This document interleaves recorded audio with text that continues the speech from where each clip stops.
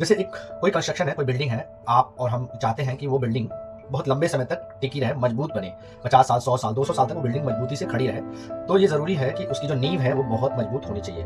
और I hope इस बात से आप सहमत होंगे। ऐसे ही अगर आप और हम चाहते हैं कि हमारे जो बच्चे हैं इनकी मेंटल और फिजिकल हेल्थ अच्छी रहे और लाइफ लॉन्ग यानी 50, 60, 70, 80 तक वो फिजिकली और मेंटली फिट रहें, हेल्दी रहें, तो इसके लिए जो उन बच्चों की नींव है उसमें हमको बहुत ज़्यादा ध्यान देने की ज़रूरत है। तो एज ए पेरेंट्स अगर आप ये वीडियो देख रहे हैं तो आपको कुछ चीज़ें पता होनी चाहिए कि शुरू के एज में यानी 18, 19, 20 तक जब तक बच्चों की हर लेवल पे ग्रोथ चल रही होती है, उस बीच में बॉडी के अंदर क्या-क्या चीज़ें होती हैं, अगर आपको ये बात पता होगी तो आप अपने बच्चों को एक तरीके से डायरेक्शन दे पाएँगे।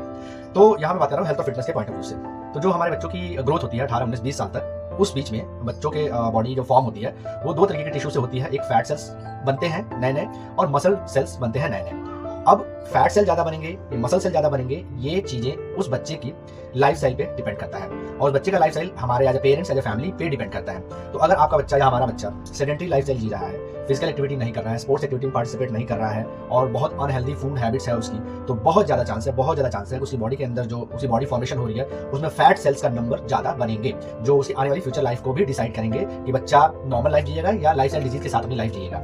यहाँ से दूसरा इसके ऑपोजिट, अगर बच्चा एक्टिव लाइफस्टाइल जी रहा है, न्यूट्रिएंट डेंस फूड खा रहा है और स्पोर्ट्स एक्टिविटी में पार्टिसिपेट कर रहा है, कुछ एक्सरसाइज जैसी चीजें कर रहा है, तो उसी बच्चे के अंदर जो सेल्स बनेंगे वो मसल सेल्स बहुत ज्यादा बनेंगे, जो कि उसकी आने वाली लाइफ के लिए एक प्रेडिक्शन होता है कि ये बच्चा हेल्दी तरीके से मेंटली फिजिकली हेल्दी लाइफस्टाइल जिएगा। बहुत रेयर है कोई लाइफस्टाइल को डिजीज हो जाए। तो ये जो साल होते हैं ये उस बच्चे के पूरे भविष्य को डिसाइड करते हैं। तो एज ए पेरेंट्स आपकी और हमारी जिम्मेदारी है कि हम अपने बच्चों की जो 18-20 साल की एज है, इस बीच हम उनके इस फॉर्मेशन के साल में उनका ध्यान रखें ताकि मसल टिश्यू ज्यादा बने। बच्चा इसकी वजह से होगा क्या कि फ्यूचर में बच्चा ओवरवेट या ओबीज होने से बच जाएगा, लाइफस्टाइल डिजीज को नहीं होंगी अगर फैट सेल्स कम रहेंगे तो।